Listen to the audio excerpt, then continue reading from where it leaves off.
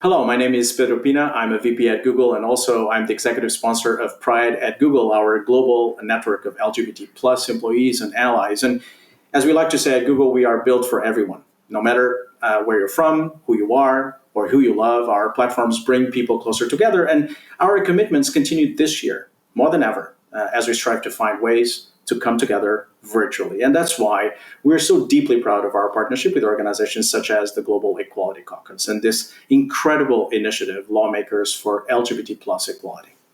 This is a unique forum where lawmakers and citizens come from across the world, and they can come together in a powerful way for us to continue to make the change that we need to see in our communities and in our society. And we do know that the starting point for LGBT plus equality is the law, and that we must keep pushing until equal protections and rights are in place for everyone, regardless of their sexuality, gender identity, or expression. So, on behalf of Google, thank you and welcome. Whether you are just participating, you're contributing, or simply watching these discussions, we're excited to play our small part in making this possible. In many countries around the world, great progress is being made to improve the lives of gay, lesbian, bi, and trans people. But in too many other countries, this simply isn't the case. And people are facing discrimination, even violence in their lives. We have to change this. But in a world where COVID is keeping us apart, we need to find new ways to come together. That's why the Global Equality Caucus is presenting Lawmakers for LGBT plus Equality, so that we can connect civil society, the people who have a voice, with lawmakers and legislators, the people who have a vote. Debate, connect, change for equality.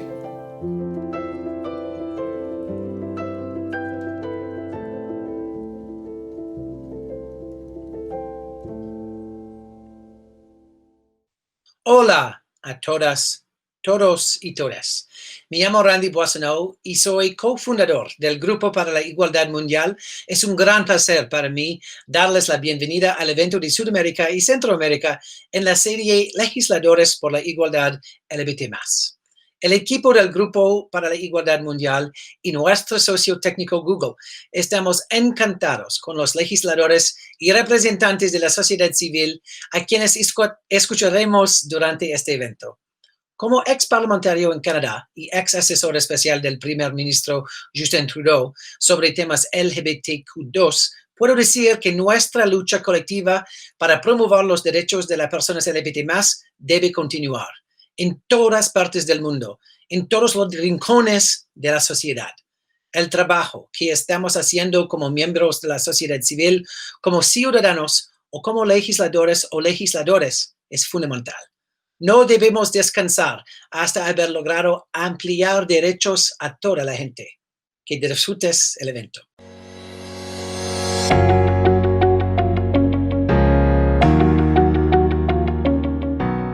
Hola y bienvenidos a la edición de América del Sur y América Central de Legisladores por la Igualdad LGBT+.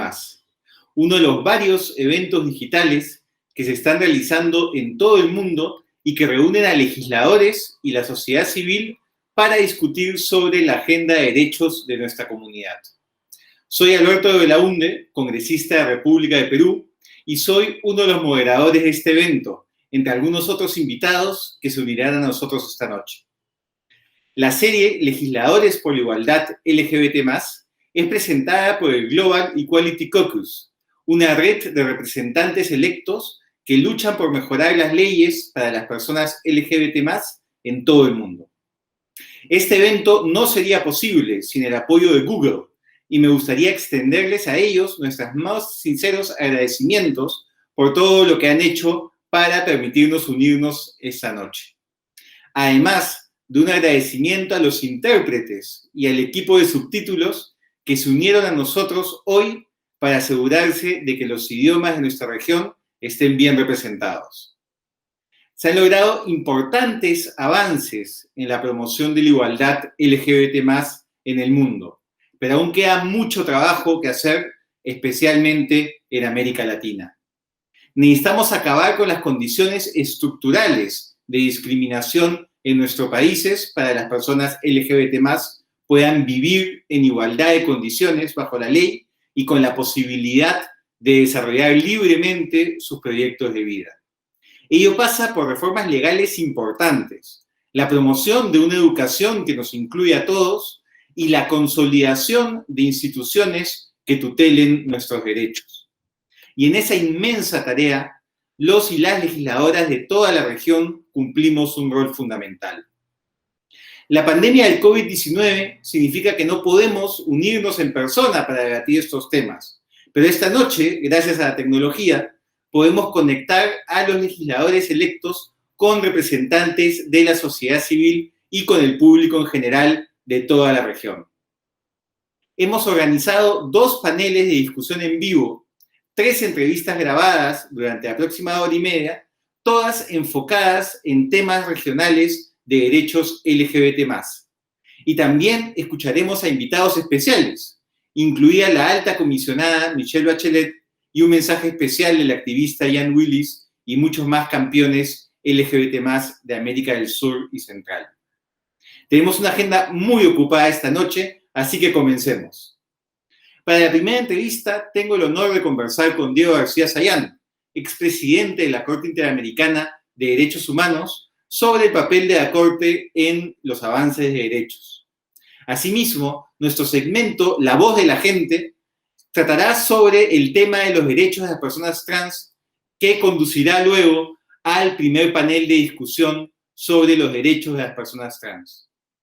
Pero en primer lugar, nos complace compartir un mensaje de la expresidenta de Chile y actual alta comisionada de las Naciones Unidas para los Derechos Humanos, la señora Michelle Bachelet.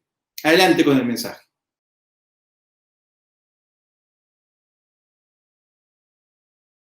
Queridos amigos, amigas, amigues, aplaudo la iniciativa de este encuentro. Hoy más que nunca necesitamos crear y fortalecer alianzas para avanzar hacia la igualdad y combatir la violencia y la discriminación que siguen enfrentando a las personas LGTBI en Américas y en el mundo.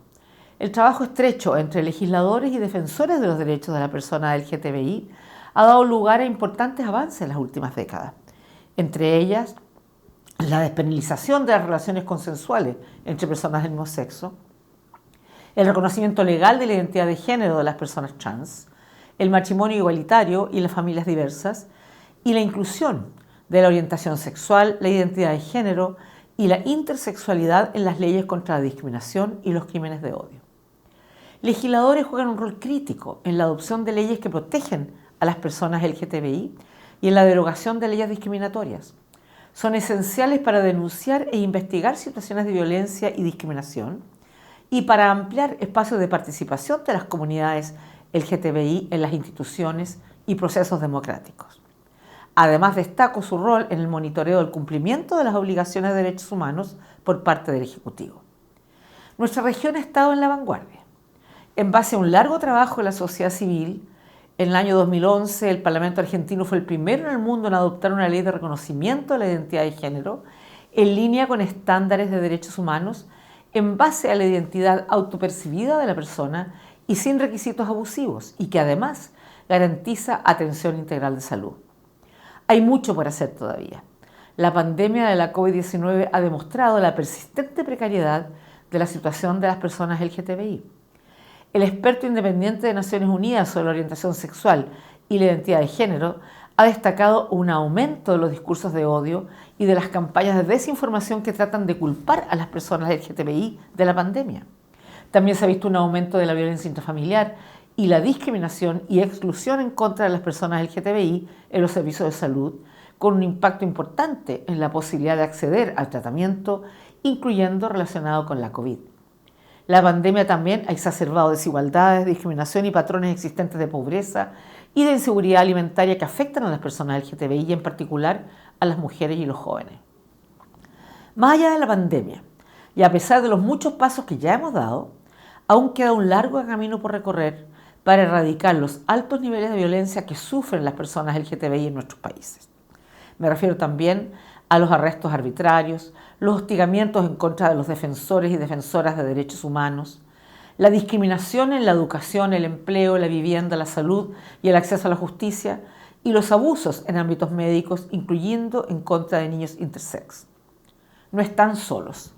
Aliento a los legisladores a trabajar muy de cerca y a apoyar la sociedad civil en sus países, prestando particular atención a la diversidad de la comunidad LGTBI, las distintas realidades que enfrentan y las múltiples formas de discriminación. También los aliento a trabajar con sus respectivos gobiernos, instituciones nacionales de derechos humanos, la Relatoría sobre los Derechos de las Personas LGTBI de la Comisión Interamericana de Derechos Humanos y el experto independiente de Naciones Unidas sobre la orientación sexual e identidad de género. Mi oficina y el Sistema de Naciones Unidas está con ustedes para prestar asistencia técnica y alzar la voz de las personas LGTBI, incluyendo a través de nuestra campaña de información Libres e Iguales. Gracias por su compromiso y les deseo un diálogo fructífero.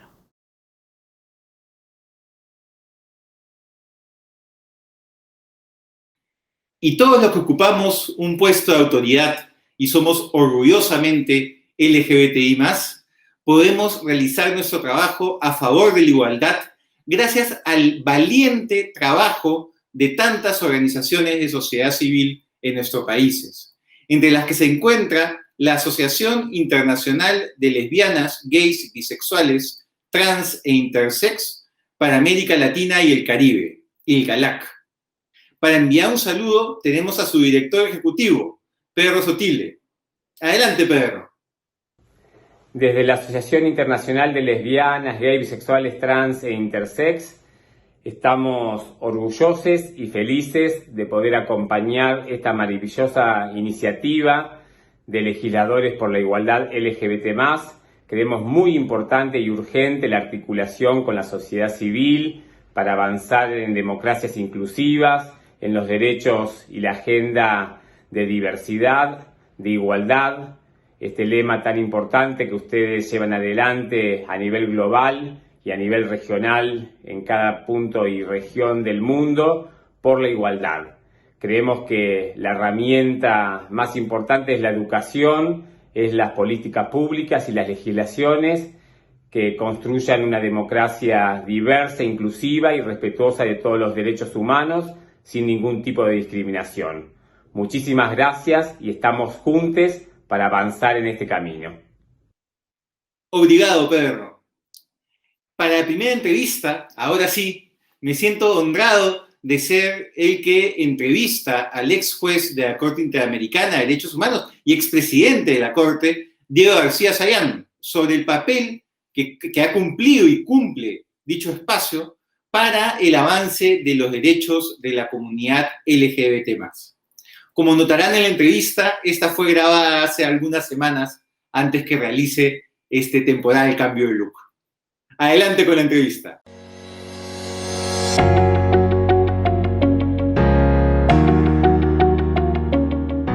Hola, amigas y amigos.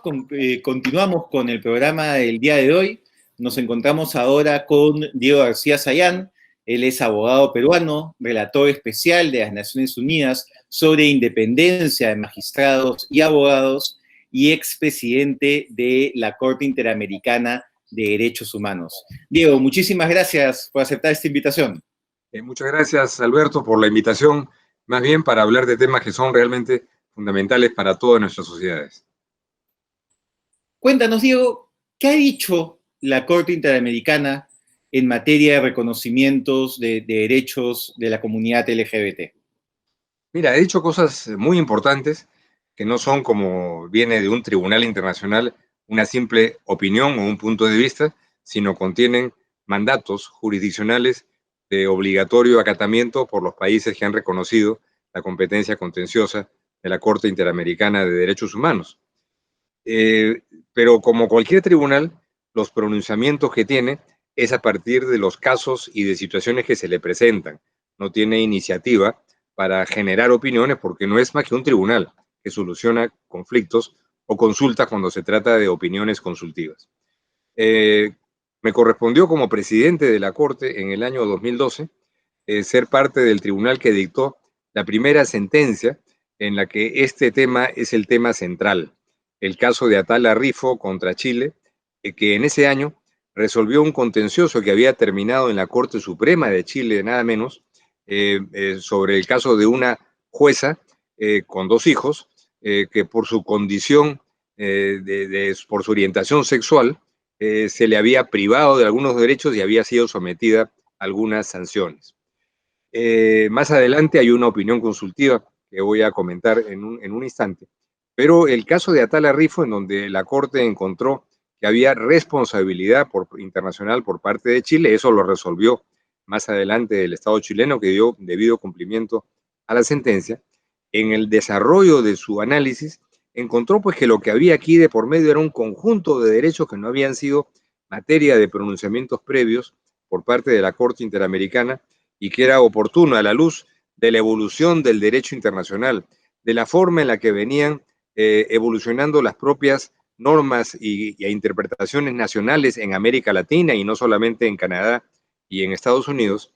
Se estableció en uno de los párrafos de esta sentencia del año 2012 que no solamente en este caso se había violado los derechos de la jueza Atala Rifo, sino que todos los derechos que están reconocidos en la Convención Americana sobre Derechos Humanos son aplicables en toda circunstancia y que no pueden ser restringidos a nadie, y en especial, lo dice este párrafo de la sentencia de Atala Rifo, en especial por la orientación sexual de las personas. Y como se sabe, uno de los derechos que están establecidos en la Convención Americana, dentro del artículo que establece el derecho a la familia, este es el derecho al matrimonio. Y ese es uno de los aspectos que la Corte, en consecuencia, desde el año 2012 estableció que por la orientación sexual ninguno de los derechos puede ser restringido y mucho menos materia de una exclusión. Años después, yo ya no estaba en la Corte Interamericana de Derechos Humanos, en el año 2017, me parece que fue, dicta una opinión consultiva a propósito del tema a partir de una consulta que le hace el Estado de Costa Rica a la Corte Interamericana y se pronuncia sobre una serie de aspectos y en donde en un desarrollo que está dirigido precisamente a establecer cuál es el grado de obligatoriedad de todos los derechos que están en la Convención en función de la orientación sexual de las personas, establece un elemento muy claro y contundente en esa opinión consultiva. Entonces, una sentencia cuyo carácter obligatorio no está en discusión, no solamente para Chile, sino por una ratio decidendi que es obligatoria para todos los países que han reconocido la competencia de la Corte y años después una opinión consultiva que establece los principios semejantes, pero desarrollándolos mucho más, que también, aunque alguna gente lo pueda discutir, tiene un carácter vinculante porque es una decisión del Tribunal Interamericano, que es el último intérprete sobre cualquier contencioso que haya en materia de derechos humanos, de manera que es no un adelanto de opinión, sino el marco doctrinario, el marco jurídico de interpretación que es de aplicación de aplicación obligatoria por parte de todos los estados. Y cuando hablamos de aplicación obligatoria, es a todas las personas que están vinculadas a, digamos, crear o interpretar derecho, ¿no? Es decir, esta opinión consultiva y la sentencia debería ser obligatorio para parlamentarios, para jueces en la vía constitucional y los países que los tiene para los tribunales constitucionales, ¿cierto? Claro, por supuesto. Lo que es lógico, como lo estableció la Corte a propósito de otros casos, dentro del ámbito de su competencia. Por ejemplo, un alcalde dentro del ámbito de su competencia, si la tuviera en relación a esto. A un juez nacional, por supuesto. El juez nacional tiene que fallar en concordancia con esta jurisprudencia y estas decisiones vinculantes. De manera que en algunas sentencias de la Corte se dice los jueces nacionales tienen que fallar en concordancia con estos estándares internacionales y queda con cierta ambigüedad qué pasa con otro tipo de funcionarios del Estado. Por ejemplo, en el caso del registro de un matrimonio entre personas del mismo sexo contraída en un país en donde sí es legal, pero no lo es en otro país, hay quienes discutirían, bueno, el registrador civil no necesariamente él tiene que cumplir con el pie de la letra, hay gente que interpreta eso, pero lo que no hay absolutamente ninguna discusión es que el juez nacional tiene que casar en todas sus decisiones de manera absoluta y total con los principios, con los estándares de la Corte Interamericana de Derechos Humanos, que es lo que ha ocurrido un poco en la región, porque si uno revisa cómo se ha avanzado en el tema que es en realidad un avance de los últimos 10 años, de la legalización de los matrimonios entre personas del mismo sexo, en la mitad de los casos han sido por evoluciones normativas, en la otra mitad ha sido por decisiones de altos tribunales, la Suprema Corte de Justicia de México, la Corte Constitucional de Colombia, el Consejo de Justicia en Brasil, de manera que ha sido ahí una especie de contribución plural, ¿no? de instancias, pero en consecuencia muy interesante es esta evolución que ha habido en el plano de los tribunales, en donde países como México, Colombia y Brasil ha sido en ese espacio en donde han dicho, bueno, este es un derecho, está establecido en la Convención. ¿Cómo se interprete ese articulito que habla de hombre, mujer en el párrafo del matrimonio? Se puede interpretar de 1000 formas, pero en cualquier caso, la interpretación oficial que ya se hace y que es vinculante, no hay que perder eso de vista, Alberto. Esa no es una opinión. La Comisión Interamericana de Derechos Humanos puede sacar una opinión que es una recomendación. Y una recomendación, pues, se cumple o no se cumple. Es una decisión soberana del Estado de hacerlo o no, pero una sentencia vinculante, no cumplirla, es casi como que se dicte una sentencia por la Corte Internacional de Justicia sobre un asunto limítrofe y tampoco cumplirla. Eso tendría graves implicancias en el derecho internacional. Entonces, creo yo que ese es un punto muy importante y sin perjuicio de la opinión consultiva sobre Costa Rica, que es tremendamente importante, no hay que olvidar esta sentencia que ya tiene 8 años, que establece un parámetro fundamental que yo creo que ha tenido consecuencias jurídicas ya importantes en todos los países que dictaron leyes al respecto o que dictaron sentencias de altos tribunales. La única excepción reciente, como se sabe, es la excepción de la lamentable decisión adoptada por el Tribunal Constitucional del Perú sobre el litigio planteado por Óscar Ugarteche y Fidel Arocha, ¿no? Así es, este caso, para los amigos que no están familiarizados, es el caso de un ciudadano peruano que se casa con un ciudadano mexicano en México, donde es legal, donde está reconocido el matrimonio entre personas del mismo sexo, el matrimonio igualitario. Ellos vienen al Perú, nuestro Código Civil en el Perú establece que los matrimonios que se desarrollan de manera legal en otros países tienen que ser reconocidos y no consiguen inscribir su matrimonio. Entonces van a la vía constitucional, ganan en una primera instancia, el registro civil apela, se pierde en una segunda instancia y esto lo lleva al Tribunal Constitucional.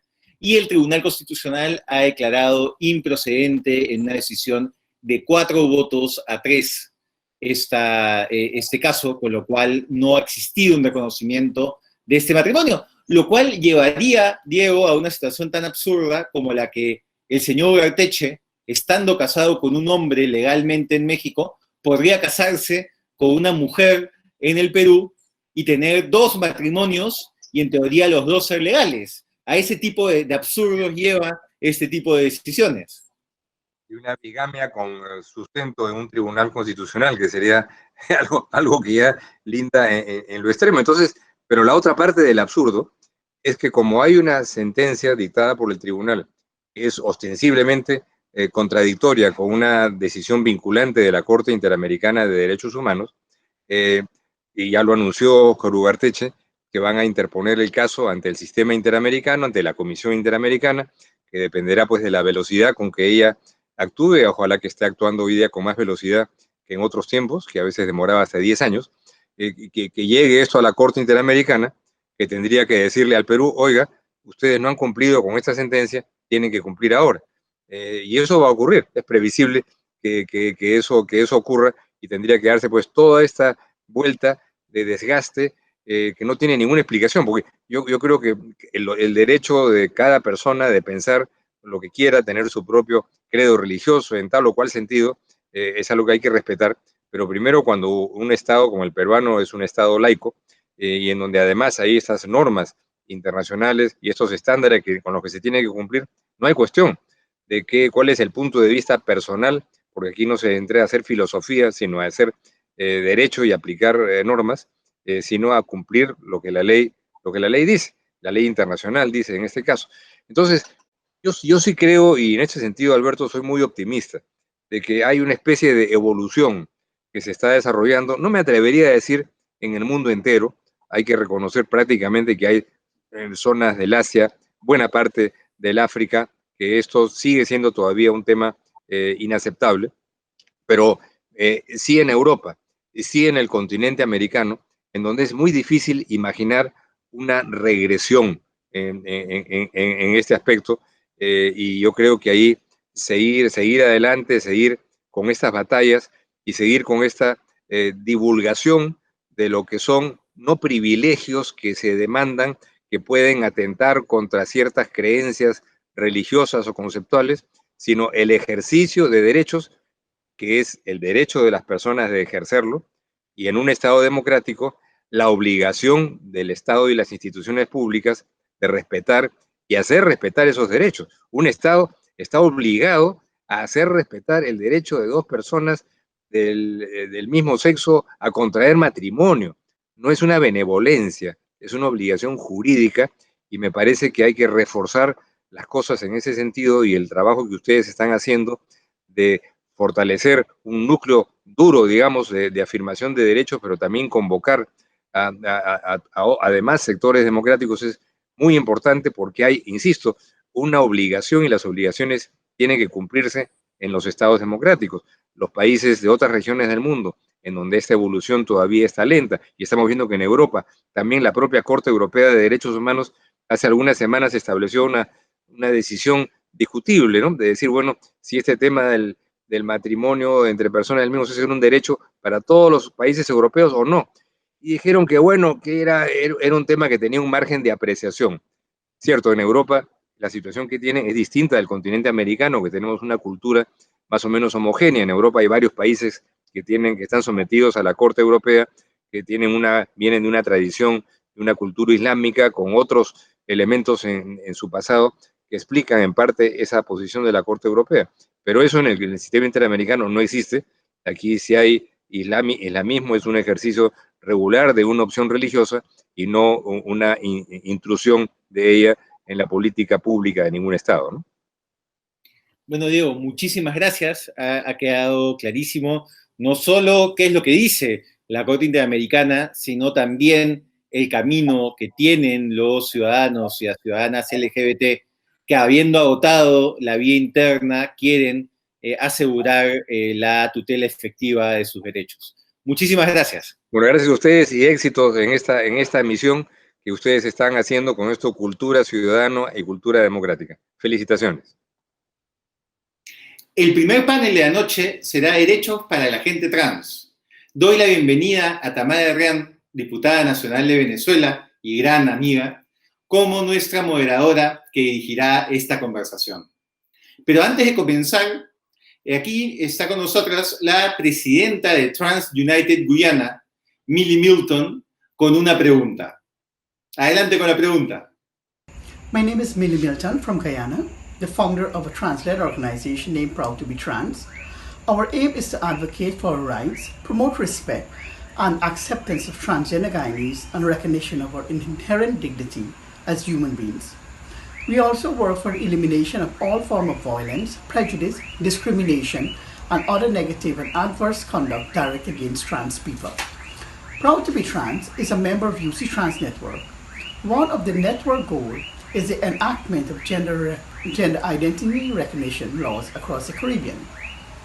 In Guyana Constitution, Article number 146, 149 of 1, 149D of 1 prohibits discrimination and promotes equality and freedom of expression.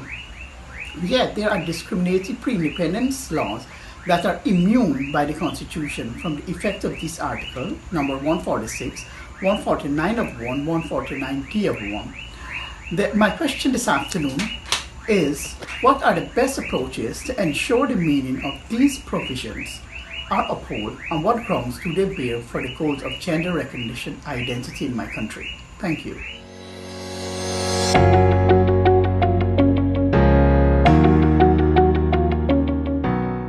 Muy buenas noches, muy buenas tardes o muy buenos días, dependiendo de dónde están en el planeta Tierra. Les habla la diputada Tamara Adrián de la Asamblea Nacional de Venezuela.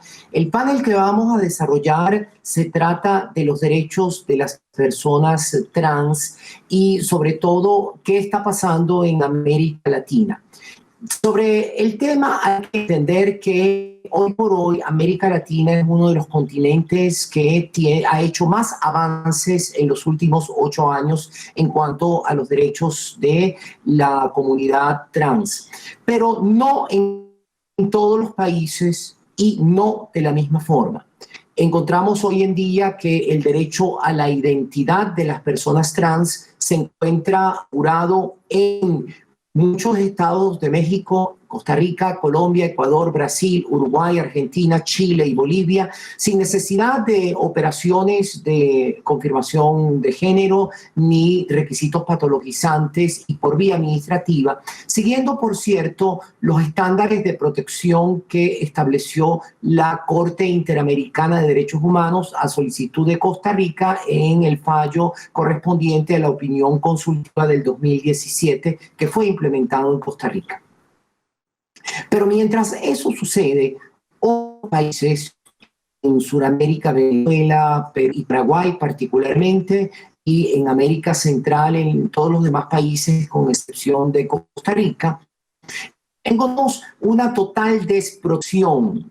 En los últimos tiempos también se han hecho legislaciones sobre acciones afirmativas. Estas acciones afirmativas incluyen, en el caso de Uruguay y en el caso de Argentina, cuotas a la participación de personas trans en el ámbito del funcionariado público, con un 1% de las cuotas destinadas a grupos vulnerables. Estas son acciones necesarias, acciones importantes. En otros países se han incorporado temas de salud y acceso a tratamientos de salud y de transición para personas trans, pero vemos entonces grandes desequilibrios que vamos a tratar de explorar en este Robeyoncé Lima de Brasil, Mara Brauer, legisladora argentina, y por la sociedad civil Lola Vázquez de Guatemala. Y en este orden de ideas quisiera comenzar preguntándole a Robeyoncé Lima cuál es el contexto actual de los derechos trans en el Brasil. Boa noite a todos e a todas, boa tarde ou bom dia, dependendo de onde vocês estejam. Hoje, a gente aqui no Brasil, a gente conseguiu alguns avanços em termos da política para as pessoas trans, como, por exemplo, a retificação do nome, o direito a retificar o nome diante do Poder Judiciário brasileiro, como também a criminalização da LGBTI-fobia. Lembrando que nós, aqui no Brasil, estamos há 12 anos liderando o ranking de país que mais mata pessoas trans no mundo. Então, ações como essa, de criminalização da LGBTfobia, do direito à retificação do nome social e de gênero, diante do Poder Judiciário brasileiro, é uma enorme conquista e uma grande transformação em termos de avanço na política pública para a pessoa trans aqui no Brasil. Sem contar também das vitórias que a gente teve aqui nas eleições de 2020, né, há um mês atrás, em que a gente conseguiu eleger 30 mulheres trans como vereadoras nas suas respectivas cidades, inclusive em 2 capitais, mulheres trans foram as candidatas mais votadas enquanto vereadoras nas suas respectivas cidades. Então, isso demonstra um avanço, uma nova perspectiva e um novo formato e uma resistência de a gente estar fazendo uma modificação, né, uma escolha política melhor para nós mesmos, no meio de um contexto de pandemia e de vulnerabilidade que nós trans sempre estivemos nesse país que mais mata pessoas LGBTs no mundo. Muchísimas gracias, Robeyoncé. Ahora estaría haciendo la misma pregunta a Mara Brauer, legisladora argentina, donde también se han hecho avances significativos y ha dado lugar a un ejemplo en el mundo. Bueno, empiezo de nuevo. Buenas tardes a todos, a todas, a todes. Quiero contarle que en estos 40 años de democracia en nuestro país hemos conquistado numerosas leyes que amplían derechos en cuestiones de género y sexualidad, tanto para las mujeres, para todo el arco de la diversidad sexual. Leyes que nos hablan de salud sexual y reproductiva, leyes de educación sexual, leyes contra toda forma de discriminación y violencia, y en este mes posiblemente sancionemos la ley de aborto. Entre estas leyes se destaca matrimonio igualitario, que logramos en el año 2010, y la tan renombrada Ley de Identidad de Género, que sancionamos en el año 2012. Esta ley es realmente de vanguardia, ya que permite el cambio de nombre a todas las personas que no se identifiquen con el género asignado al nacer y habilita las intervenciones de cambio de sexo en hospitales públicos, sin ningún tipo de tutela sobre las personas que lo solicitan. No hace falta pedir autorización médica ni judicial para acceder a este derecho. Son intervenciones gratuitas, lo que significó una verdadera transformación en las condiciones de vida de las personas trans. Hace pocas semanas, a través de un decreto presidencial, no fue una ley, fue un decreto presidencial, se instituyó el cupo laboral trans en el ámbito público, porque a pesar de todo sigue teniendo la población trans importantes dificultades para acceder al trabajo. Entonces ahí el Estado se hizo presente y se hizo cargo. Este cupo laboral trans también se está considerando en otras instituciones, en universidades, en sindicatos, en municipios, porque realmente Argentina quiere asumir este compromiso. Y les cuento que este año tenemos la primera presentadora trans en el noticiero de la televisión pública. Y que la semana pasada, por primera vez, una futbolista trans se incorporó a la primera división del fútbol femenino. Son 2 ejemplos entre muchos. Y por otro lado, por supuesto, estamos trabajando en la ampliación de derechos para la población trans en todos los ámbitos de la vida. Tengo mucha esperanza en que este contexto siga avanzando y que todos los días adquiramos más derechos. Muchas gracias. Muchísimas gracias, Mara. Ahora daría la palabra a Lola Vázquez, quien es parte de la sociedad civil organizada de Guatemala. La misma pregunta, ¿cuál es la situación de los derechos de las personas trans en Guatemala en este momento?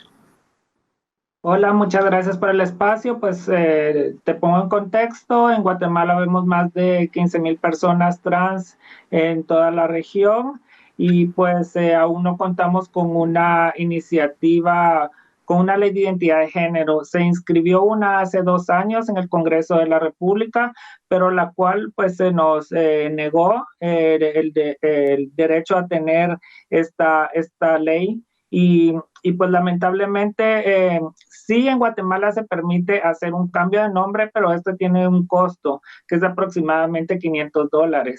y pues es un costo altísimo sabiendo que la población trans vivimos en pobreza extrema. Más del 89% pues ejercemos el trabajo sexual como único medio de sobrevivencia y el resto hacemos trabajos informales como peluquería, vendedoras ambulantes, recolectoras de caña y café. Entonces se nos limita el poder tener este cambio de nombre. Como te comentaba, solo alrededor de 50 mujeres trans lo hemos logrado en este país y esto nos viene a poner una gran barrera porque no nos permite ejercer una ciudadanía plena.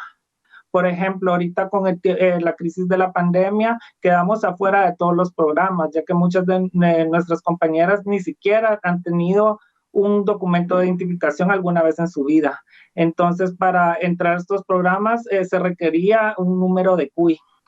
Quedaron fuera muchas de las compañeras, incluyéndome, no logré entrar a ningún programa de ayuda.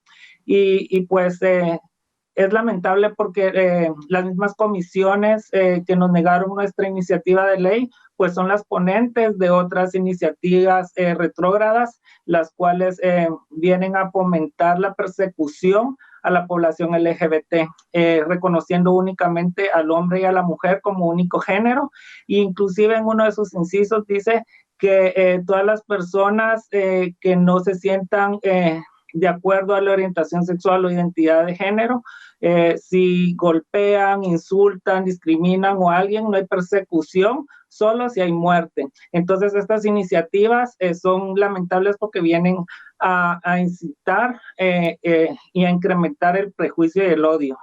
Tenemos pequeños avances como la aprobación de la Estrategia de Salud Integral y Diferenciada para Personas Trans desde el año 2015, pero no ha habido voluntad política por el Ministerio de Salud para dar financiamiento y empezar a aplicar esta. Entonces, a pesar de tener avances, pues nos vemos limitadas. No hay ninguna empresa que dé cupo laboral trans, ni privada, ni ninguna institución del Estado, pues tiene esto, participación de mujeres trans. Muchísimas gracias, Lola. Y pasaríamos a una segunda ronda de preguntas ahora más personalizadas. Y la primera se la haría a la legisladora brasilera Robeyonce Lima, preguntándole cómo pueden los legisladores proteger a las personas trans de la violencia. Bem, no contexto de pandemia, a quarentena tem virado regra, né? O que acontece é que muitas vezes existe, sim, dentro da própria família, a violência LGBTfóbica intrafamiliar.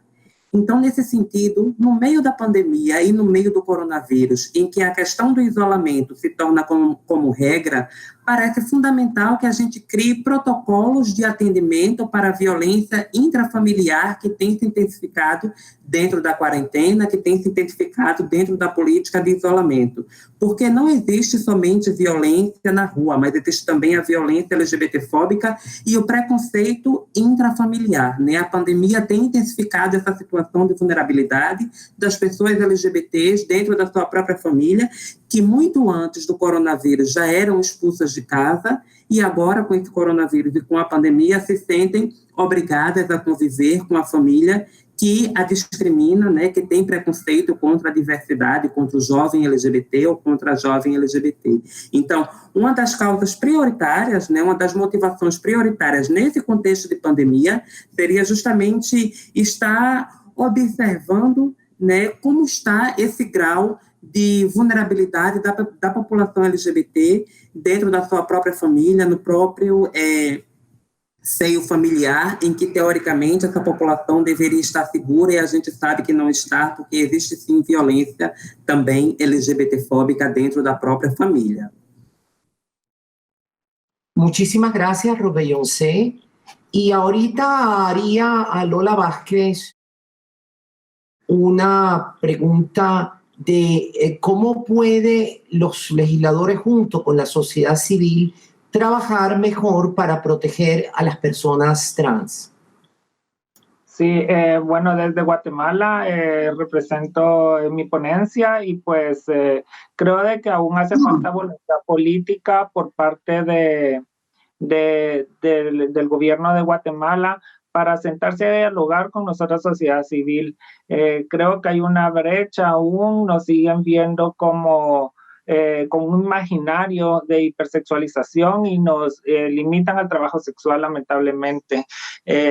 Creo de que es importante empezar a tener cupo laboral trans y empezar a ocupar puestos de poder desde nosotras mismas para hacer cambios verdaderamente en las políticas, ¿verdad? Y como les comentaba, sí hay una mujer trans trabajando en una instancia del Estado, es la licenciada Marilyn Cuesi. La diferencia con ella es que pues ella es abogada y es psicóloga y sí ella trabaja en la defensa pública penal y es la única mujer trans que nos representa dentro de una institución, pero la cual también ha tenido que, dentro de su puesto de trabajo, se ha visto con muchas barreras para poder desempeñar su labor.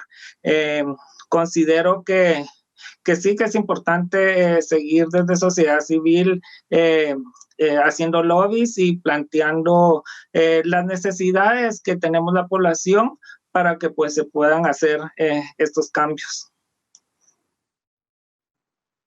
Muchas gracias, Lola, y perdona que había dicho Argentina un lapsus brutis. Ahora sí, Argentina con Mara Brauer, le preguntaría cómo pueden los legisladores LGBT ayudar a informar, a formar y a equipar los aliados para apoyar a las personas trans. Bueno, la alianza más importante que yo veo en nuestro país es entre el movimiento feminista y el movimiento de la diversidad sexual. Una alianza que se fue tejiendo con los años y que hoy es muy sólida, a pesar de algunas pequeñas tensiones. Esto lamentablemente sabemos que no pasa en otras partes del mundo, donde vemos que estos dos movimientos no confluyen en luchas comunes. Esta alianza entre el feminismo y la diversidad sexual en mi país, en Argentina, se expresa muy bien en el Congreso Nacional y creo que es el camino para lograr las nuevas leyes de protección. Por supuesto que los legisladores gays, lesbianas y trans tenemos una empatía mayor, un compromiso mayor en estas luchas, pero realmente no somos los únicos de ninguna manera. El compromiso en ampliar derechos se expresa transversalmente en todos los sectores políticos. Yo diría que en todos los partidos políticos tenemos aliados, ya que la mayoría forman parte fundamentalmente las mujeres del movimiento feminista. Las deudas que tenemos son muchísimas. Debemos avanzar en la reparación económica para la población trans de mayor de 40 años, que por los daños que han sufrido en nuestro país, producto de la represión, muchas de ellas ya no se pueden incorporar al mercado de trabajo. También debemos seguir trabajando para la inclusión educativa, para la salud integral, para la vivienda. Pero hay una cosa que para mí es fundamental. No se puede fortalecer a las personas trans sin erradicar otras desigualdades estructurales que tienen que ver con las clases sociales y con el racismo institucionalizado. No se trata solo de conquistar nuevos derechos, sino que los sectores populares en su conjunto puedan vivir mejor. La lucha es integral y esto lo hemos entendido muy bien en Argentina. Gran parte del movimiento de la diversidad sexual también lo ha comprendido, por eso confluimos, por eso nos articulamos. Por eso también estoy convencida que las alianzas son con los diputados y las diputadas de la diversidad sexual, con el movimiento feminista y con los movimientos populares, que son fundamentales para garantizar una democracia igualitaria para todos, todas y todes. Muchas gracias. Muchísimas gracias. Y yo en realidad me siento verde de la envidia porque escuchando la situación de América Latina, Venezuela está entre los dos países quizás peores No existe ningún derecho, no existe el reconocimiento de la identidad, no existe ninguna política pública, no existe ningún tipo de protección contra la discriminación ni escolar ni de ningún tipo, no existe tampoco. Es el único país de la región donde todavía se criminaliza las relaciones de personas del mismo sexo, aunque en el ámbito militar exclusivamente. Y en este sentido, quisiera decir que la deuda es importante en favor de la comunidad trans en el mundo, que los prejuicios son demasiado grandes y que la labor de los legisladores es informarse, de formarse y de crear alianzas. Muchísimas gracias a Mara Brauer de Argentina, a Beyoncé Lima de Brasil y a Lola Vázquez de Guatemala, y estaremos en una próxima oportunidad dando nuestras visiones sobre los derechos trans en Legisladores por la Igualdad. Muchísimas gracias.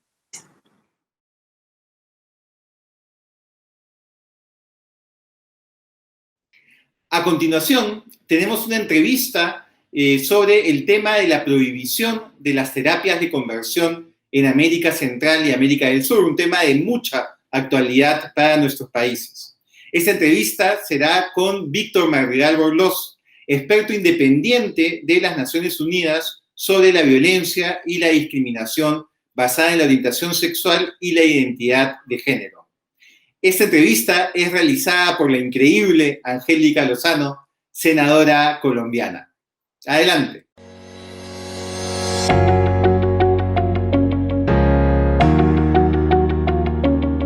Qué alegría conversar con Víctor Madrigal, un luchador por los derechos humanos, experto en orientación sexual, en identidad de género. Tenemos mucho por hacer en América Latina y el mundo contra las terapias de conversión que buscan que las personas homosexuales, bisexuales, lesbianas o transgeneristas se vuelvan heterosexuales, se vuelvan normales, entre comillas.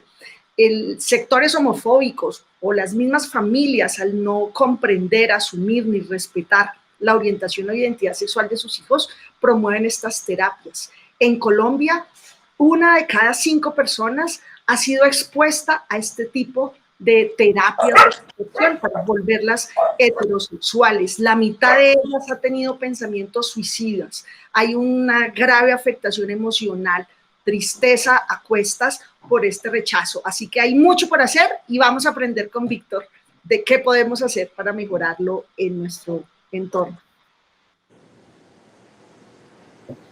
Víctor, ¿por qué después de tu trasegar por los derechos humanos contra la tortura has decidido hacer un informe sobre las terapias de conversión ahora, 2020?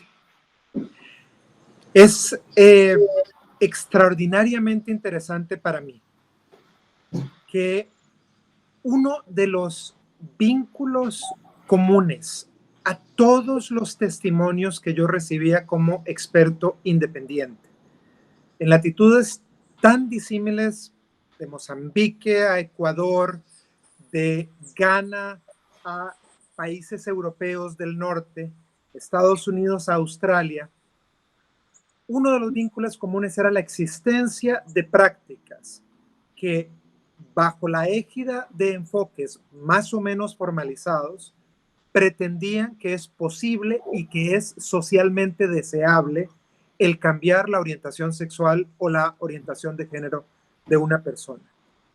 Y, senadora, desde muy temprano en mi labor de experto independiente, recibiendo estos testimonios, 3 cosas me llamaron poderosamente la atención.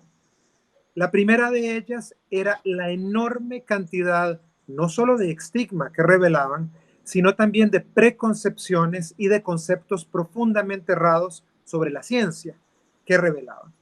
El segundo, la profundidad del daño que revelaban. Y el tercero, una característica común en la falta de acción estatal desde el punto de vista sistémico para dirigirse a la existencia y las consecuencias de estas prácticas. Mi informe y mi trabajo en esta materia pretende alcanzar 3 objetivos. El primero, establecer un catálogo sobre estas prácticas y los diferentes marcos en los cuales ocurren, quiénes las promueven y quiénes las practican. Segundo, el desarrollar un análisis desde el punto de vista del derecho internacional de los derechos humanos sobre cuál es la normativa que es aplicable a ellas. Y tercero, identificar en la idea de que efectivamente son violaciones a los derechos humanos, el marco reparatorio que es responsabilidad del Estado en esta materia. Víctor, ¿qué han hecho los gobiernos de la región para detener las terapias de conversión? Senadora, lamentablemente mi trabajo en esta materia revela que la acción estatal es completamente insuficiente. De hecho, si me permite comentarle, alrededor del 90% de las bases de evidencia que fueron fornecidas a mi mandato lo fueron por parte de la sociedad civil, que en todas las regiones del mundo, incluyendo la latinoamericana, ha hecho una labor valiente, pionera, heroica, de recabo de información en esta materia de una manera sistemática y que nos provee de los elementos necesarios para poder hacer realmente análisis basados en la evidencia. Algunos ejemplos de buena práctica hay que me ha sido posible revelar en mi informe.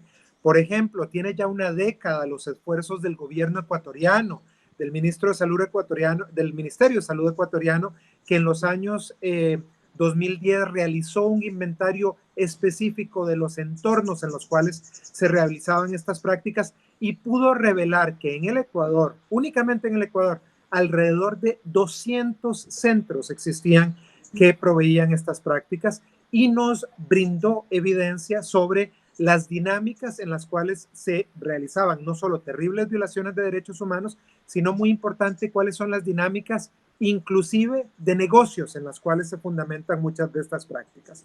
Por otro lado, países como Uruguay y la Argentina han realizado esfuerzos para prohibir los diagnósticos que están basados de alguna manera u otra en la orientación sexual, base normativa que es muy importante.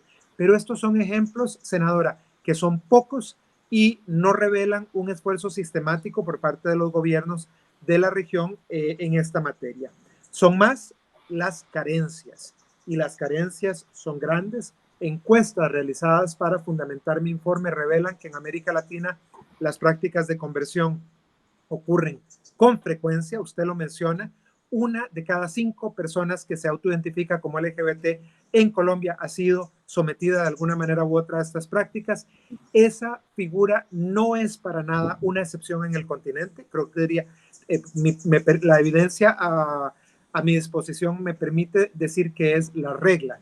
Otros países en nuestra región de Latinoamérica y el Caribe inclusive mantienen en su normativa la posibilidad de que los jueces dicten la medida de terapia de conversión como parte del marco sancionatorio de la homosexualidad, lesbianismo o manifestaciones de identidad de género, como es el caso de Dominica.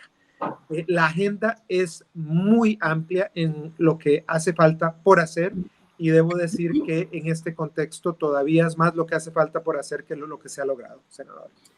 Para prohibir las terapias de conversión, ¿qué debemos hacer tanto sociedad civil como gobiernos?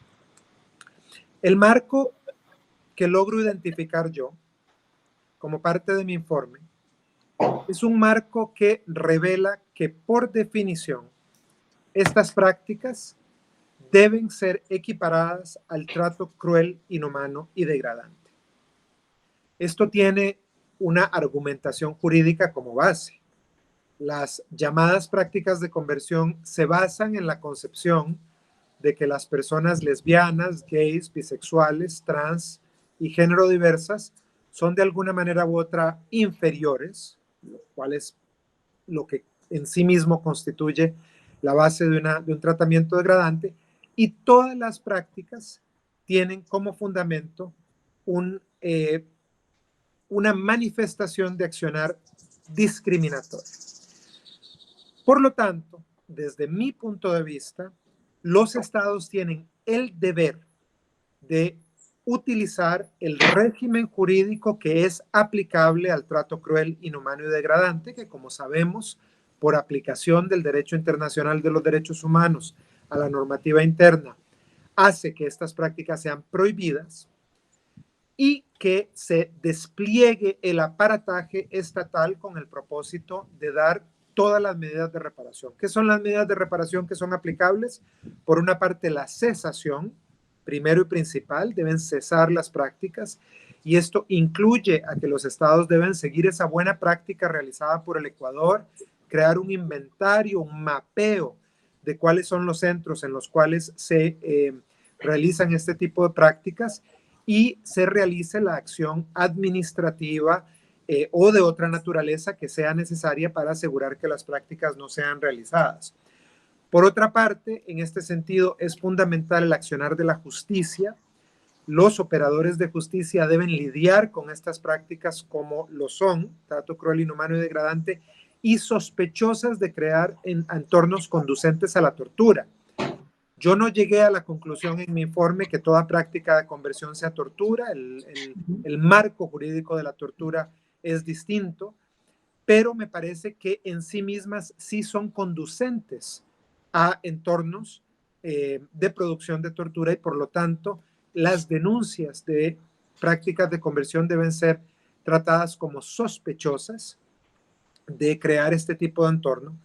Y por último, senadora, en el contexto fundamental del trabajo de los entes parlamentarios, es importante que sean consideradas las medidas normativas que pueden ser conducentes a prohibiciones totales o parciales de estas prácticas en los entornos. Es muy importante que yo le transmita que en mi trabajo yo no llego a ninguna conclusión que me parezca aplicable como regla general. Creo que en este sentido el análisis contextual de qué constituye una medida adecuada es fundamental, y en eso escuchar a la sociedad civil es fundamental. Pero el catálogo de medidas legislativas incluye las prohibiciones, las sanciones administrativas y sanciones de otra naturaleza. Por último, sería omiso si no incluyo que en esta labor es fundamental las alianzas con las entidades que mantienen marcos normativos relacionados con los entornos en los que se realizan estas prácticas, los colegios profesionales de la psicología, los colegios profesionales de la medicina y las organizaciones de fe y sus estructuras en materia, por supuesto, ética y administrativa. Son todos entes con los cuales el diálogo es fundamental para comprender y asegurar la prohibición real de estas prácticas. Y la sociedad civil. La sociedad civil es la que más conoce sobre estas prácticas, es la que tiene los vínculos de confianza con las víctimas y es la que durante décadas ha estado haciendo levantamientos sobre la evidencia específica. Mi informe concluye con un llamado. Es el llamado a un final a nivel global de las prácticas llamadas terapias de conversión, y con respecto a lo cual me gustaría animar el trabajo excelso, valiente, pionero de parlamentarios, parlamentarias alrededor del mundo que son parte fundamental de este engranaje. Muchas gracias. Tenemos todo por hacer articulando sociedad civil, gobiernos, partidos políticos en todos los congresos de la región para acabar con esta violación a los derechos humanos y garantizar que la gente sea feliz como es, lesbiana, gay, bisexual, transgenerista. Muchas gracias, Víctor, por enseñarnos, por compartir tu informe, y manos a la obra. Muchísimas gracias, senadora. Es para mí un honor y un gran gusto hablar con usted. La discriminación en América del Sur y América Central es real y tangible, razón por la cual reunir a los legisladores y la sociedad civil es crucial para la seguridad de la población LGBT+ en toda la región y en el mundo. Dicho esto, agradezco a Jan Willis, quien también se encuentra presente el día de hoy con un mensaje muy importante. Jan Willis es una inspiración para todos los que somos autoridades en América Latina, y su nombre está vinculado a avances muy importantes en Brasil y por supuesto, en otros países vecinos. Adelante, Jan. Olá a todas e todos vocês. Em primeiro lugar, eu quero agradecer ao Grupo Mundial pela Igualdade e aos legisladores pela igualdade LGBTQI+, por essa oportunidade de diálogo. Eu sou João Willis, sou escritor, jornalista, ativista de direitos humanos, ativista dos direitos LGBTQI+, sou um homem gay, mestiço de Brasil e estive deputado federal por 2 legislaturas. Fui eleito para uma terceira, mas infelizmente o nível de violência política em meu país me obrigou ao exílio, ameaças de morte e uma homofobia social e institucional terrível.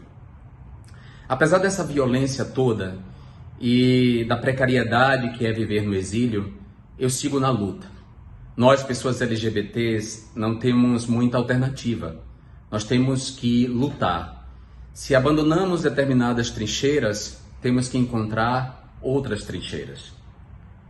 Nesses 2 mandatos, eu fiz um trabalho muito interseccional, ou seja, relacionando o combate à homo-lesbo-transfobia, ao combate à pobreza, à miséria extrema, à promoção de direitos trabalhistas, a uma política ambiental sustentável, ao combate ao racismo e o combate à violência de gênero.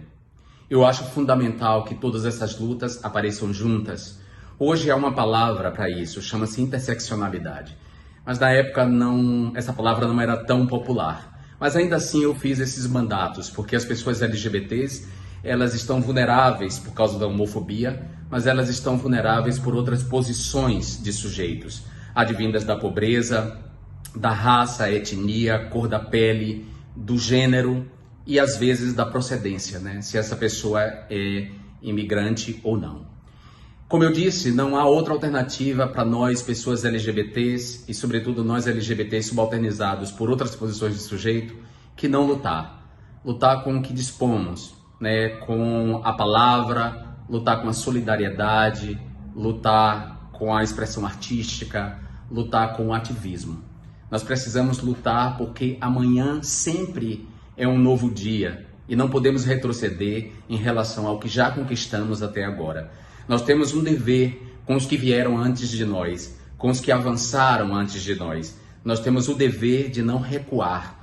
Nós temos o dever de seguir adiante, conquistando nossos direitos, lutando pela igualdade de direitos, pelo direito à diferença, mas pelo direito à igualdade na cidadania.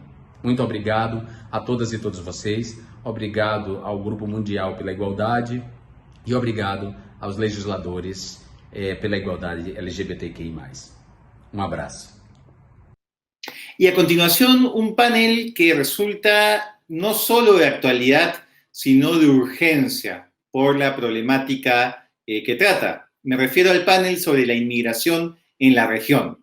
Una preocupación de toda América del Sur y, por supuesto, de América Central. Para hablar de ello, contamos con Aldo Dávila, diputado de Guatemala, Danilo Manzano, de Diálogo Diverso, Ecuador, y Quiteria Franco, de Unión Afirmativa de Venezuela. Adelante con el panel.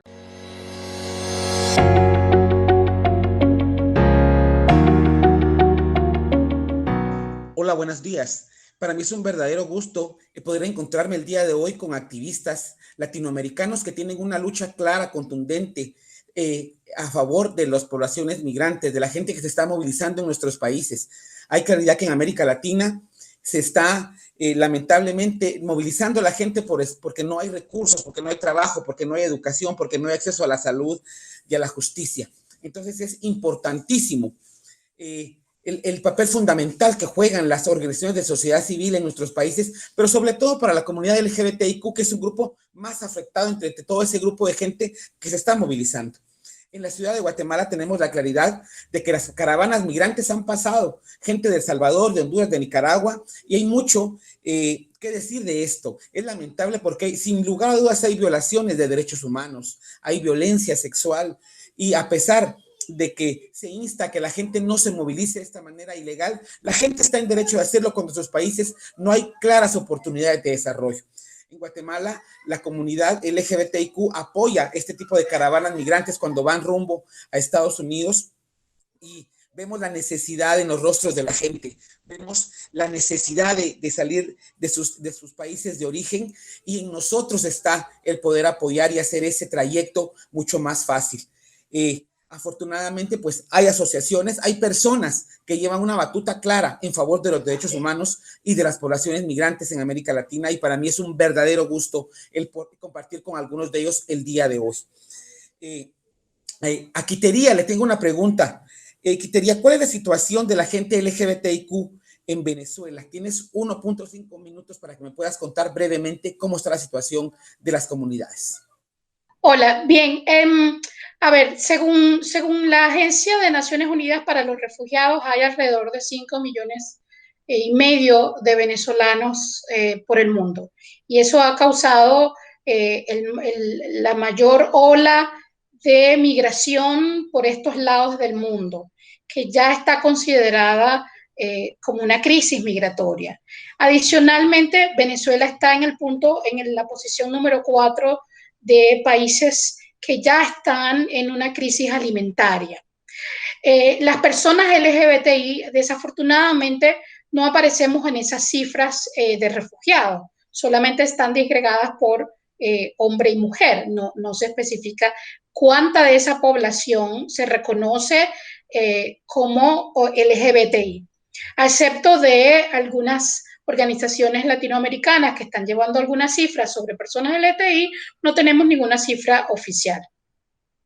Ahora, en Venezuela, desde hace muchísimo tiempo existía una situación de negación de derechos humanos a las personas LGBTI, conquistas que ya la mayoría de nuestros países vecinos han logrado, como el matrimonio, la protección contra la discriminación y el reconocimiento de la identidad a personas trans e intersex, es una realidad en nuestros países vecinos, no así en Venezuela. Adicionalmente, en el país tenemos una situación desde 2015-2016 que ha venido a agravar la situación de las personas LGBTI, que es una emergencia humanitaria compleja, que esto se entiende como una crisis humanitaria de origen político que ha causado además violencia, incluye violencia y un quebranto de la institución del Estado. El Estado de Derecho está completamente vulnerado. Y también a partir de 2012 estamos viendo desde el Estado un discurso de odio que obviamente redundó en un incremento de los crímenes de odio hacia personas LGBTI, ubicando a Venezuela en la posición número 4 de estos países en nuestro continente donde más se dan asesinatos inclusive en contra de personas LGBTI. El COVID-19 además ha venido a agravar toda esta situación preexistente hacia las personas LGBTI, agravada por la emergencia humanitaria compleja que hoy en día hace que muchísimas personas LGBTI formen parte de esa crisis migratoria de nuestro continente. Muchas gracias por ampliarnos la información y por darnos a conocer datos que sin lugar a dudas son importantes, que sepamos de las crisis que están ocurriendo. Danilo, te tengo una pregunta a ti también. ¿Cuáles son los desafíos que atraviesan las personas LGBTIQ en la región? Muchas gracias, Aldo. Bueno, creo que es súper importante tener en cuenta que hay que hacer una diferenciación, ¿no?, entre las diferentes necesidades que vivimos las personas LGBT. A un nivel general, me atrevería a decir, tanto en Latinoamérica y el Caribe, se ve de manera clara esta falta de política pública en algunos países, es decir, no todos los países hemos podido avanzar de manera conjunta en aras de construir mejores políticas públicas, tener acceso al matrimonio civil igualitario, leyes de adopción, una ley integral para la vida de las personas trans, por ejemplo. Pero cuando ya hablamos de materia de población LGBT, migrante y refugiada, pues la situación se vuelve mucho más aguda, porque tenemos que hacer un análisis de cómo la interseccionalidad juega un rol fundamental. Esto quiere decir que una persona LGBT puede ser discriminada por 1, 2, 3 o más motivaciones diferentes. Entonces, en situación de movilidad humana, particularmente las personas LGBT, refugiadas y migrantes, sufren la xenofobia dentro de cada país debido a los diferentes conceptos o percepciones erradas sobre lo negativo que puede traer la migración como tal. Por otro lado, aparte de ser de otro origen nacional, sufren obviamente las diferentes formas de discriminación por ser parte de la comunidad LGBT, pero al mismo tiempo podemos evidenciar que estas necesidades van de la mano con la falta de respuestas. En Latinoamérica y el Caribe no hemos estado acostumbrados, en el caso de lo que ha implicado la movilidad humana venezolana, a tener que recibir a una cantidad tan grande de personas, lo cual también evidenció que, por otro lado, la sociedad civil también tenía que enfrentar de manera adecuada este inmenso desafío para poder brindar la asistencia humanitaria necesaria a la población. Esto sumado también a las diferentes faltas de recursos económicos que no solamente evidencian los diferentes países, sino por otro lado también cuando las organizaciones de la sociedad civil no han identificado o no han encontrado los métodos, los nexos o las conexiones ideales para poder trabajar junto a la cooperación internacional en la búsqueda de soluciones para las personas LGBT, migrantes y refugiadas en Latinoamérica y el Caribe. Quiteria, tengo otra pregunta para ti. ¿Cómo pueden las organizaciones en Venezuela ayudar a la gente y qué necesitan de la comunidad internacional? En Venezuela tenemos un grave problema, obviamente a partir de la crisis que tenemos, que muchísimas organizaciones que trabajan con personas LGBTI han desaparecido, ya sea porque los activistas se han ido del país y quedan muy pocas organizaciones. Las que quedan, tenemos muchísimas dificultades para funcionar. Yo diría que lo que necesitamos básicamente es comenzar a trabajar en la reconstrucción del tejido social, y el apoyo de la comunidad internacional es clave en todo esto. ¿De qué manera? Con financiamiento y apoyo técnico. Y además entender las dificultades técnicas, económicas que tenemos en el país para ese financiamiento. Es decir, tenemos dificultades para el manejo y actualización de nuestras organizaciones, la junta directiva. Y eso obviamente redunda también en el poder mantener cuentas bancarias, ya sea dentro del país o fuera del país. No puedo dejar de mencionar que también hay una persecución por parte del gobierno a las organizaciones que trabajamos con derechos humanos y hoy en día a las que se están dedicando al trabajo humanitario. Entonces, el apoyo financiero es clave, pero también el apoyo de las organizaciones del continente, de este lado del mundo. Y algo sumamente importante, que el trabajo hacia personas LGBT, el trabajo en derechos humanos en general, debe estar desideologizado. Tenemos que apuntar hacia el trabajo enfocado en derechos humanos, en que los derechos de las personas LGBTI son derechos humanos y no son de ideologías de ningún tipo, ni de izquierda ni de derecha, porque esas ideologías lo que hacen es separarnos y alejarnos de la meta en común, que es velar por los derechos humanos de las personas LGBTI. Porque además de eso estamos lidiando en nuestro continente con los grupos antiderechos que tienen muchas características. No hay solo personas religiosas y de diferentes religiones, también hay personas de la sociedad civil, políticos inclusive, que trabajan muy fuertemente para negar e impedir el progreso de derechos humanos de las personas LGBTI. Y si además de eso las organizaciones no estamos trabajando de manera consciente en conjunto, pues tenemos una sociedad civil muy debilitada. Entonces yo creo que esos son los aspectos más importantes que yo diría que necesitamos las organizaciones en Venezuela. Danilo, ¿cuáles han sido las principales necesidades identificadas en las personas LGBTIQ+, migrantes y refugiadas en Ecuador? ¿Qué ha hecho la organización Diálogo Diverso? Bueno, amigo, esta es una pregunta chuta, es enorme, es enorme.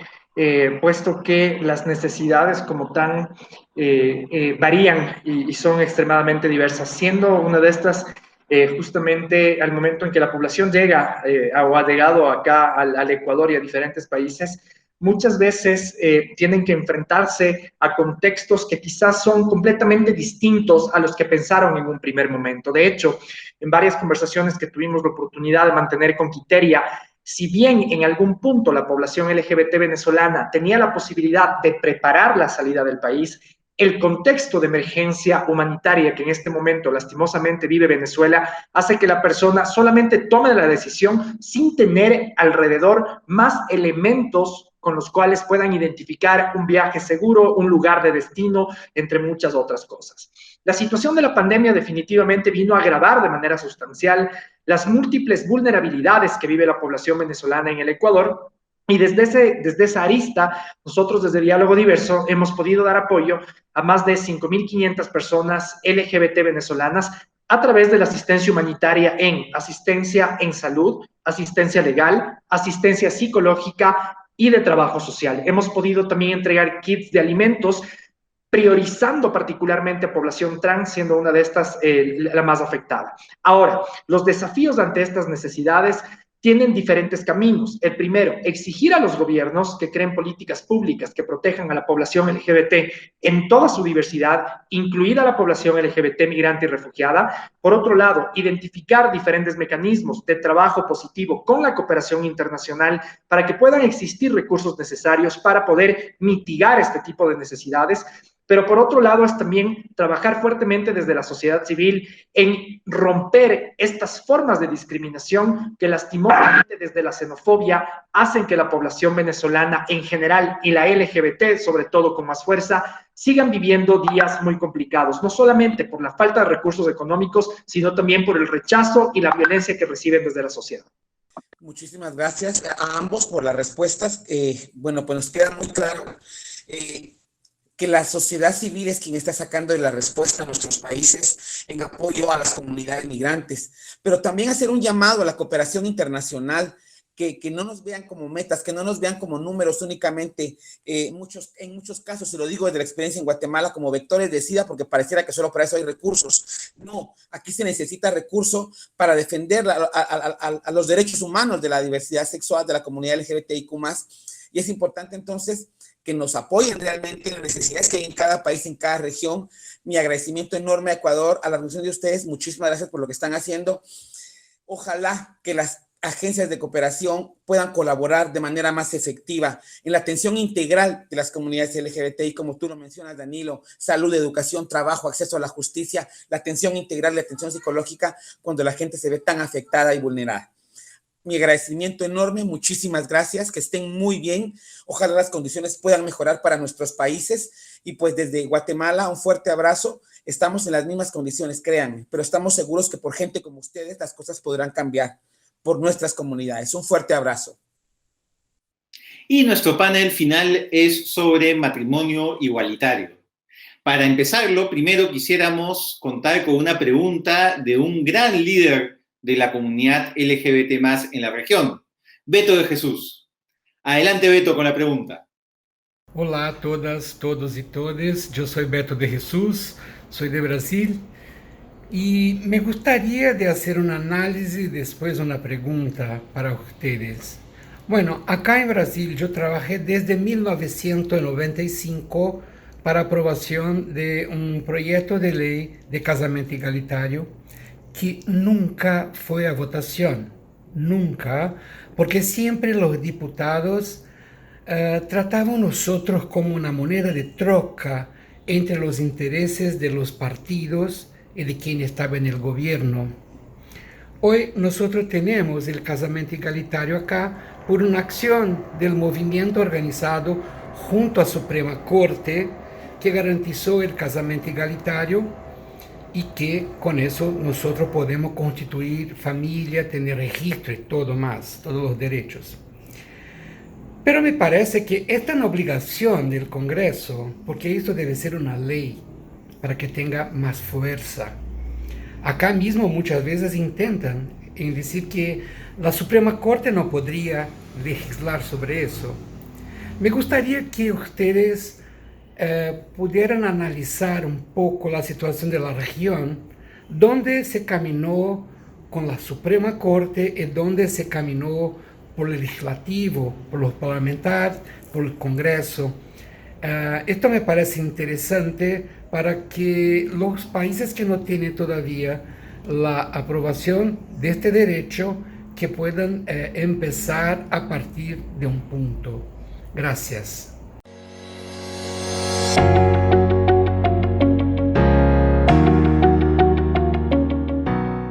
Hola, ¿qué tal? Mi nombre es Enrique Sánchez. Los saludo desde la Asamblea Legislativa de Costa Rica. Soy legislador, diputado, actualmente jefe de la bancada de gobierno de la Asamblea Legislativa y fui electo como el primer diputado abiertamente gay en la historia de nuestro país.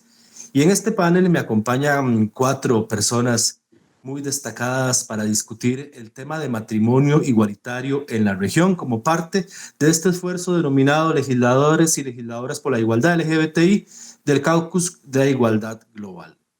Vamos a iniciar hablando de matrimonio igualitario contándoles brevemente que en Costa Rica el 26 de mayo de este año, el 26 de mayo del 2020, entró en vigencia el matrimonio igualitario después de que se resolviera vía Tribunal Constitucional en correspondencia con la opinión consultiva 1724 de la Corte Interamericana de Derechos Humanos, que le indicó al país que efectivamente debía reconocer los derechos de las parejas del mismo sexo, derechos civiles y patrimoniales, pero le indicó además que no solamente tenía que reconocer los derechos, sino que tenía que ser bajo la misma figura que existía en nuestra legislación para reconocer las parejas heterosexuales. Esto inició un largo camino por la entrada en vigencia del matrimonio igualitario. Hubo alrededor de 7 iniciativas en la Asamblea Legislativa, desde algunas relacionadas con uniones civiles, sociedades de convivencia y matrimonio igualitario. Todas fueron archivadas. Es decir, en Costa Rica la vía para lograr la igualdad de derechos tuvo que resolverse por la vía judicial, por medio de un fallo de la Sala Constitucional.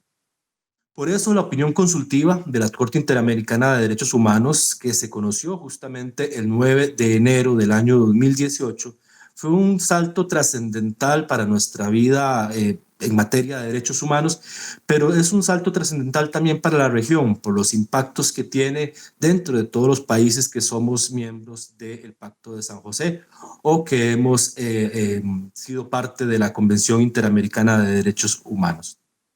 A partir de esta opinión consultiva, que estuvo claramente marcada por un fuerte debate nacional entre sectores opuestos al reconocimiento de derechos o sectores que promovían la regresión en derechos de las parejas LGBTI, se logró una posición mayoritaria con el apoyo del Gobierno de la República y del Tribunal Constitucional, que finalmente permitió que a partir del 26 de mayo de este año tengamos matrimonio igualitario en el país. Empiezo con esta historia porque queremos justamente iniciar esta conversación escuchando cuál es la realidad, el contexto, la situación actual de cada uno de los países de las personas que nos acompañan. Primero vamos a escuchar a Iván Chanis, el presidente de la Fundación Iguales de Panamá, para que nos comente el contexto de su país en materia de matrimonio igualitario. Hola Iván, qué gusto. Muchas gracias y es para mí un honor estar junto a ustedes y gracias al Global Equality Caucus por la invitación. Pues Panamá es un país de avances y retrocesos en el tema del matrimonio igualitario. El contexto, para quienes no saben mucho de Panamá, Panamá es el último país hispanoparlante en despenalizar la sodomía, o sea, en criminalizar la homosexualidad. Pero desde 2016 el movimiento de reivindicación de derechos tiene un claro avance al iniciar finalmente el debate a nivel de Corte Suprema sobre los matrimonios civiles para parejas del mismo sexo. Ahí se presenta un segundo caso, seguidamente en 2017, un tercer caso en ese mismo año. En 2018, como ya mencionaste, sale la opinión consultiva 24, lo que, por así decirlo, cambia un poco las reglas, o bastante las reglas del juego, en cuanto al compromiso de los estados. Y a partir de eso, iniciamos un cuarto caso. En este caso se mantiene en el Tribunal Electoral, no ha llegado a la Corte Suprema de Justicia, pero también de un cuarto matrimonio.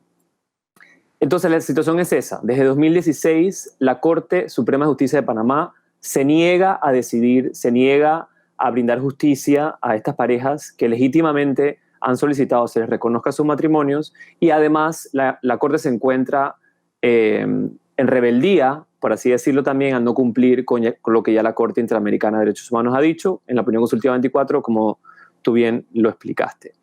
Entonces, esto también se enmarca en un contexto de pocos avances o ni casi ningún avance en tema legal.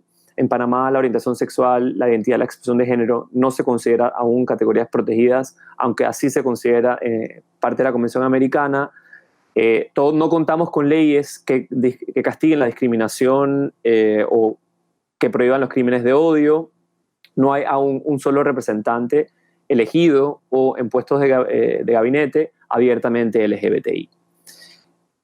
Más aún durante la pandemia, lastimosamente Panamá llevó la noticia mundial al establecer una medida de restricción de movilidad por sexo, binaria, o sea, unos días salían hombres y otros días salían mujeres, lo que afectó dramáticamente los derechos de personas trans y todo un engranaje de respeto a los derechos humanos hacia personas LGBTI que empezaba avances y retrocesos, avance en tema legal, pero retrocesos desde el punto de vista de política pública. Gracias, Juan. En un ratito vamos a continuar con explicando esta situación que se generó en este contexto.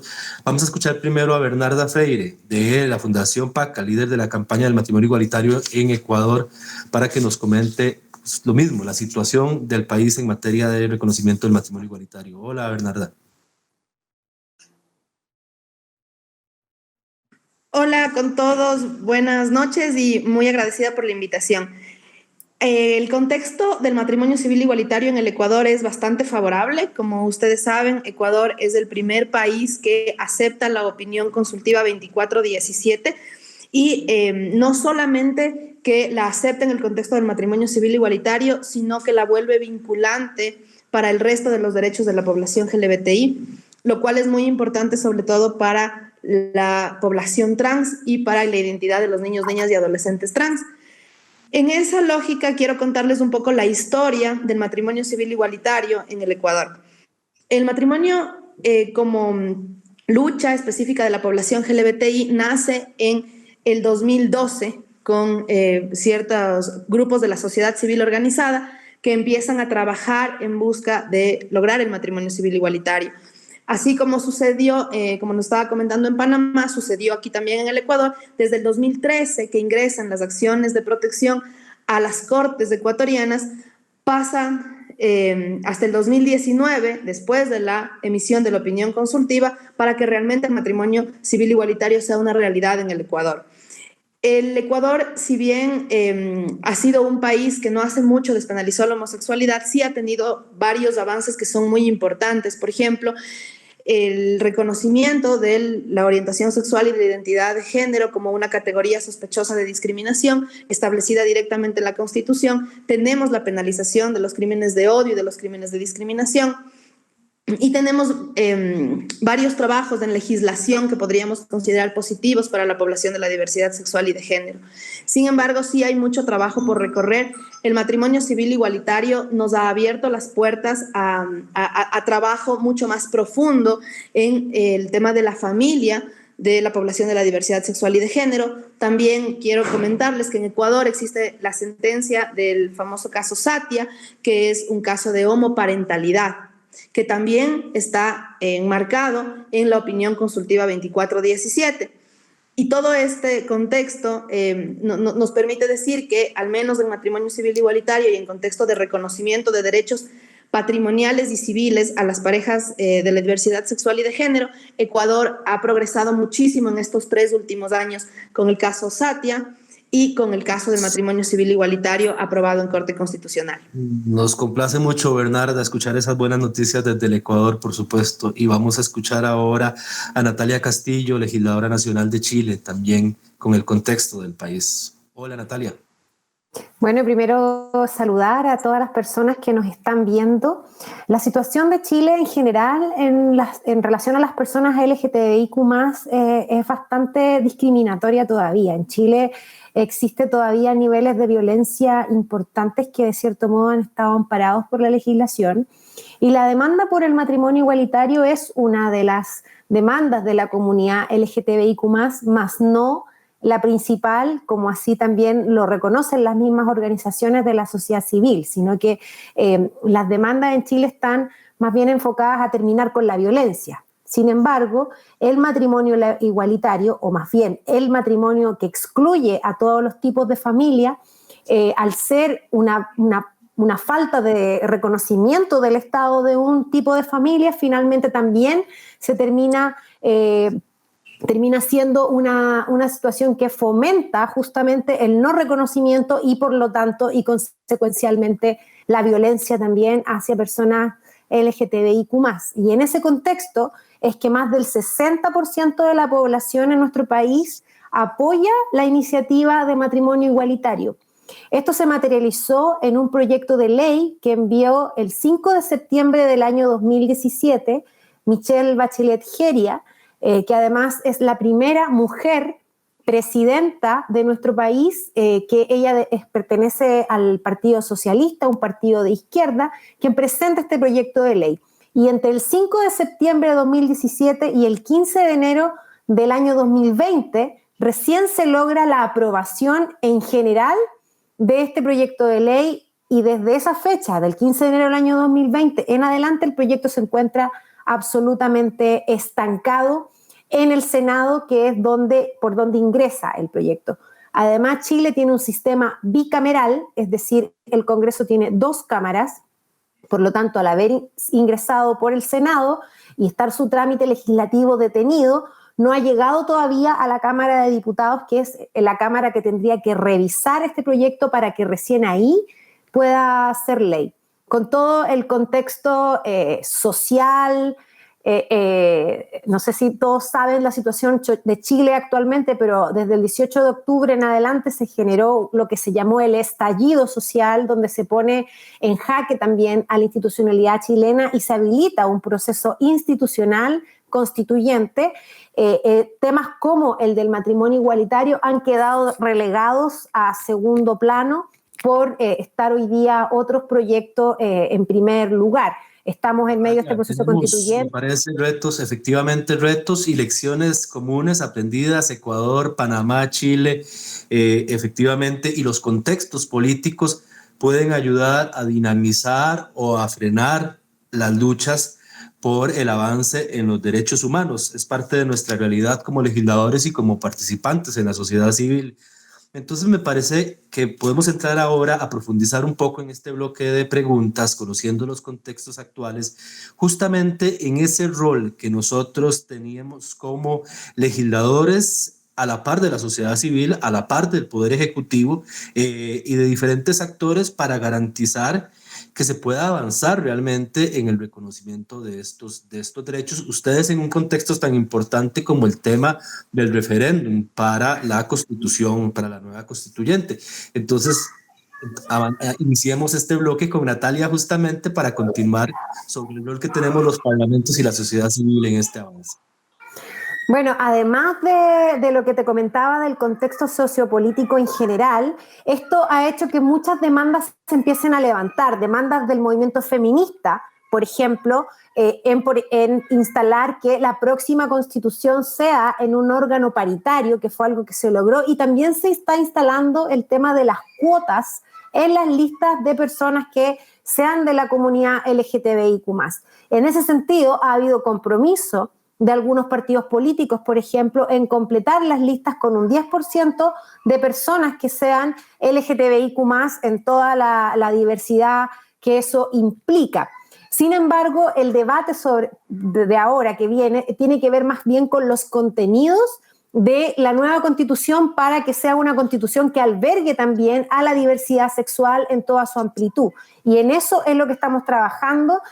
Nosotros tenemos una mesa por la diversidad donde participan 14 organizaciones a nivel nacional para ver las principales problemáticas que tiene la población LGTBIQ+, y cómo también desde la perspectiva constitucional se puede acoger también esas demandas y que tengamos una constitución que permita, flexibilice la posibilidad de que nuestras instituciones se adapten a estándares de derechos humanos que le den el debido reconocimiento y garantía, sobre todo, de los derechos en igualdad de condiciones a personas LGTBIQ+, como también a personas que tienen otros que implican, por ejemplo, otros tipos de discriminación, como las personas que tienen algún grado de discapacidad, también las mujeres, y en ese sentido el debate que viene ahora tiene que ver con los contenidos constitucionales, en cómo materializamos la igualdad ante la ley, que es algo que tenemos en nuestra declaración actual, pero que no se ha garantizado con derechos efectivos. Si tuviésemos esa igualdad garantizada de alguna manera, ni siquiera tendríamos que estar discutiendo un proyecto de ley sobre matrimonio igualitario, sino que se entendería subsumido en nuestro orden constitucional. Eso es lo que estamos trabajando ahora con organizaciones de la sociedad civil, con la bancada de la diversidad también, que es una bancada que está en el Congreso, que es transversal.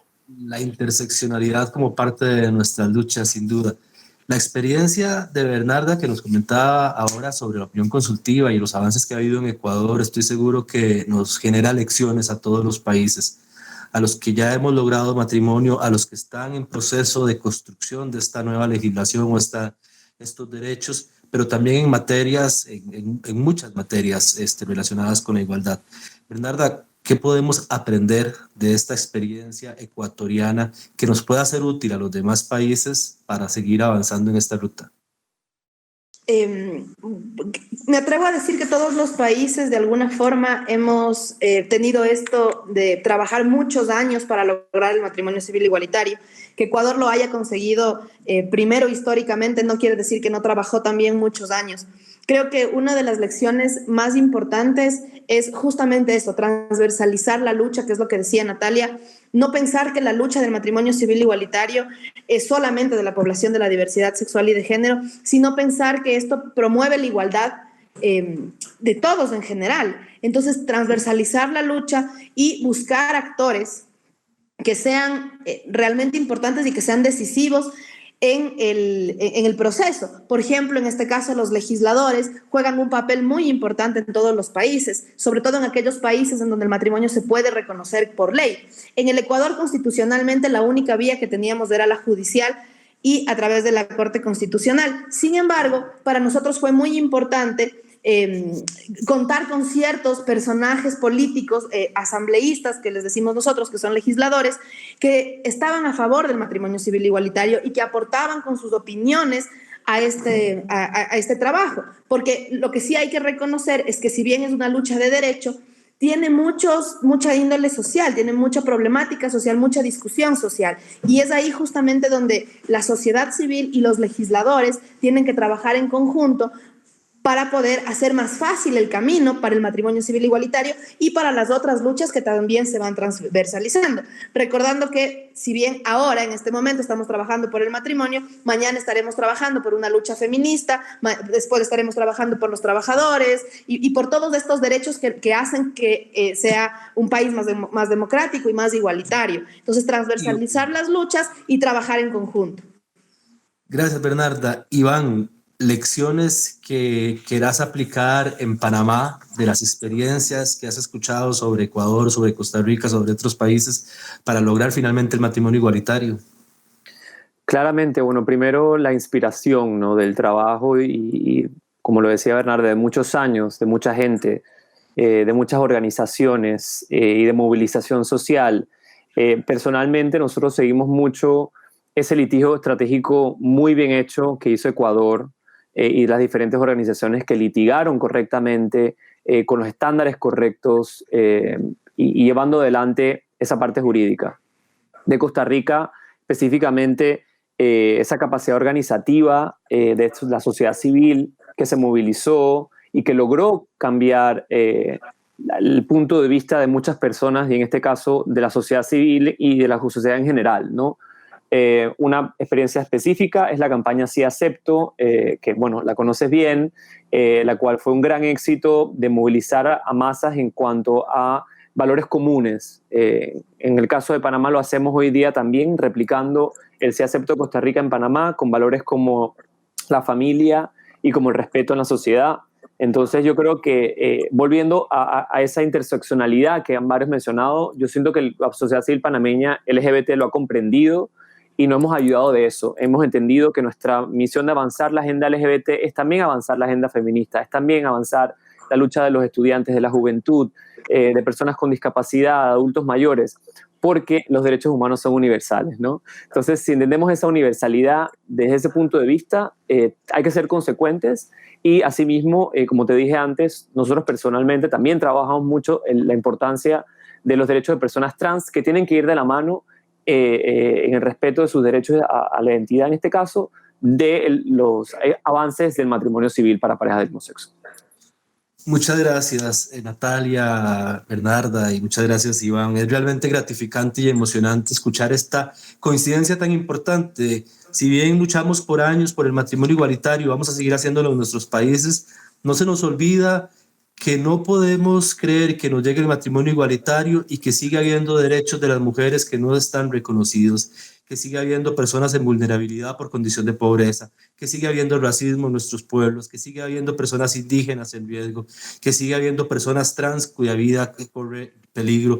Y mientras no se nos olvide esa transversalidad, esa interseccionalidad de los derechos, creo que estamos en la ruta correcta, estamos en el camino correcto hacia sociedades realmente más igualitarias. De verdad ha sido un honor compartir con ustedes este espacio. Abrazos hasta Panamá, hasta Ecuador y hasta Chile. Muchas gracias. Chao, chao.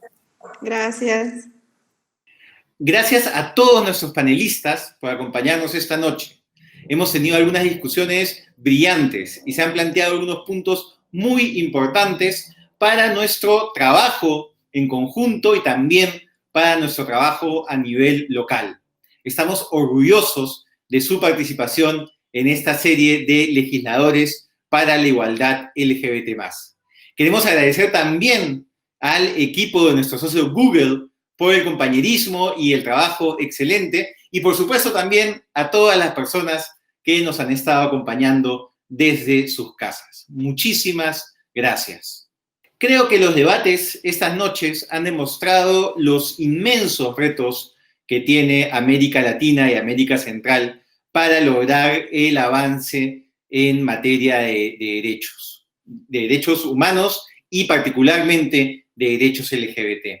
Pero junto con esos inmensos retos, creo que lo que nos ha brindado esta noche es una experiencia bastante cercana de lo que se vive en cada uno de los países. Por un lado, frustración por la demora en los avances, pero por otro lado también mucha valentía, mucha dignidad, mucha alegría, que son motores para el avance, motores que se dan desde sociedad civil, que se dan desde el propio Estado y nos hacen estar absolutamente seguros que más temprano que tarde toda la región habrá avanzado por el camino de la igualdad. Gracias nuevamente a los panelistas, gracias a Google y por supuesto gracias a cada uno de ustedes que nos ha acompañado esta noche. Muchas gracias y buenas noches.